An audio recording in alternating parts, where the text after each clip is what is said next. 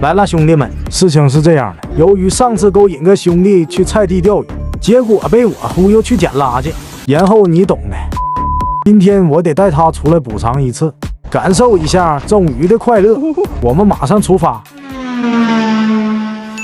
到达战场，开始我们的快乐之旅。钓石斑，我还是比较喜欢用德州，每个障碍区抛几杆即可，就这样快速寻找。像这种出水口含氧量高，最容易有惊喜。你可别小看它，出个10斤的也是常有的事儿。来了，西提第一枚幸运观众，小家伙，才刚满月你就出来了，来吧，展示。我们一直就不停的换点，不停的寻找，只想来条大货，每一个障碍区都不能放过。我看到前面这里有一条小家伙来了，说的就是你。又是一名小朋友，看到我兄弟一直还没上鱼，于是我做了个大胆的决定。哎，拿叶丢丢。调整一下，这里还有一条。来了。兄弟说水管底下藏着一条大石斑，我还不相信。我丢了，这就问。我以为他是在骗我，我得亲自过来瞧一眼。我的乖乖，还真是有条大石斑，看来是真兄弟，没有骗我。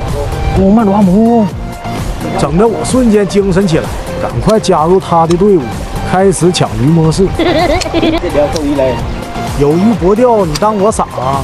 可是我俩挑逗了好久，就是不肯咬钩，那就不要怪我们了。看大师抓鱼啊！大师找了个笼子，准备把洞口堵住，看他还能往哪里跑。有吗？不。到了，都忙浪了，你到了。抓了个寂寞，这么大条鱼你都抓不到。他跑得了初1，跑不了15，我敢保证，下次肯定盘他上了。再次来到我们熟悉的流水口，抛出我们帅气的一杆。他最喜欢藏在这水管底下，如果底下有鱼，一般不会超过3杆就给口。来了，还可以这条。终于给我来条大那么一丢丢的，大概2斤左右。啊，真香啊！确认好是正口后，直接飞他上来。我天！兄弟，还可以啊。给他安置好后，我们继续盘它。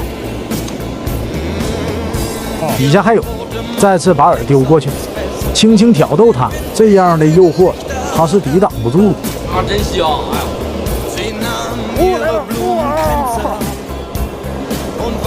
上来吧你！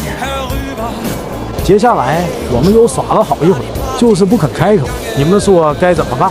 当我收竿准备回去的时候，这小子竟然又上鱼了，而且还不小，大意了。今天也就这么点鱼货，来吧，展示。本视频就到这了，感谢观看，收工下班。